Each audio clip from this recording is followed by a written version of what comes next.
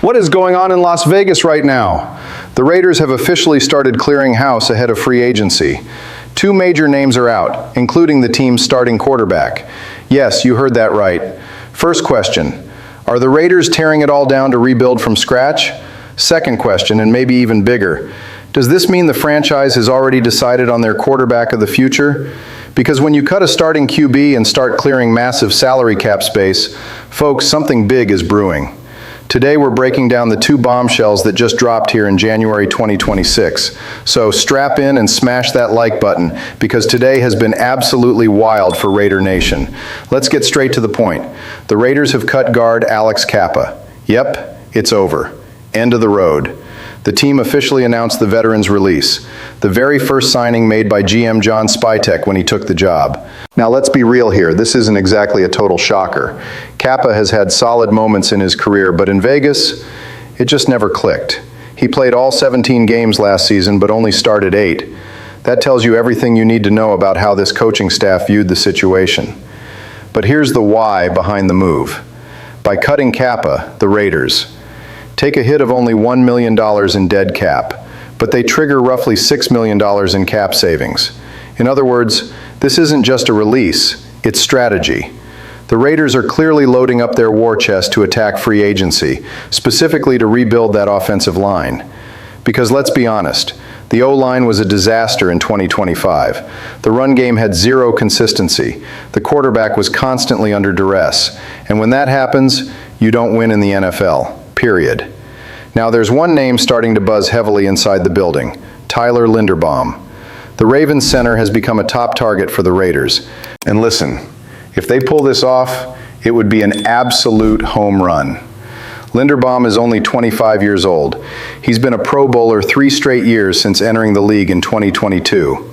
Check out this stat that blew my mind. In 509 pass blocking snaps in 2025, he allowed a sack on just 0.9% of plays. That is elite, absolute elite. And there's more. He's used to snapping for Lamar Jackson, one of the most mobile QBs in the league.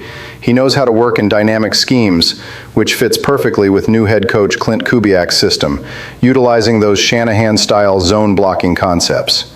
Imagine the scenario. You bring in Linderbaum. You slide Jackson Powers-Johnson to his natural guard spot. Suddenly, your offensive line has an identity. But there's another layer here.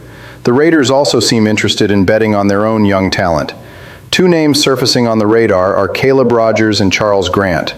Both showed flashes last season. Nothing spectacular, but enough for the staff to think, what if we give these guys more snaps? It makes sense. This free agent class for O-linemen isn't exactly deep, aside from Linderbaum. So the blueprint looks like this. Spend big on an elite center. Develop the young guys at the other spots. Fill in the gaps with draft depth. Here's my take, old school Ryan Miller style. If the Raiders don't fix this line now, they're just going to repeat last year's mistakes. You can have the best QB in the world, but if the line can't hold, the offense dies. And speaking of quarterbacks, if you thought the O-line news was big, wait until you hear the second bombshell of the day. If you blinked today, you might have missed the most shocking news of the year. The Raiders are planning to release Gino Smith. Yes, the team's starting quarterback is expected to be cut after just 1 season. And look, this pretty much confirms what a lot of us were already suspecting. This franchise is turning the page. Let's look at the context. The Raiders traded for Gino last year, sending a 3rd-round pick to Seattle. They even gave him a 2-year, $75 million extension. It was supposed to be a serious, long-term project. But the results on the field? A 3-14 record, a total disaster. Gino finished the year with 3,025 yards, 19 touchdowns, and 17 interceptions. Not garbage numbers, but nowhere near enough to save a sinking ship. The red flag that raised everyone's eyebrows came during the combine. GM John Spytek was asked about Gino, and his response? He hadn't even spoken to his quarterback since the end of the season. In the NFL, that means one thing, total detachment. Head coach Clint Kubiak tried to leave the door open, saying Gino was one of the options. But today it's clear, that option is off the table. The plan now seems crystal clear. The Raiders are locked in to select Fernando Mendoza with the #1 overall pick in the draft. And when you take a QB at #1, you don't keep an expensive veteran on the roster. The move makes financial sense too. The Raiders take an $18 million dead cap hit, but they save $8 million in cap space for this season. Again, that goes right back to the free agency fund for the O-line and the defense. Now here's a curious detail. Right after the rumors started swirling, Gino Smith posted on X, "God is the greatest, thank you, Lord." He seems at peace, maybe even relieved. Let's be real, the environment in Vegas in 2025 was chaotic. Coaching changes, inconsistent play calling, extreme pressure. This breakup might actually be the best thing for both sides. But the big question remains, who is going to protect Fernando Mendoza if he's the guy? And that brings us right back to the first news of the day, the offensive line. It's all connected. So let's recap because this day has been insane.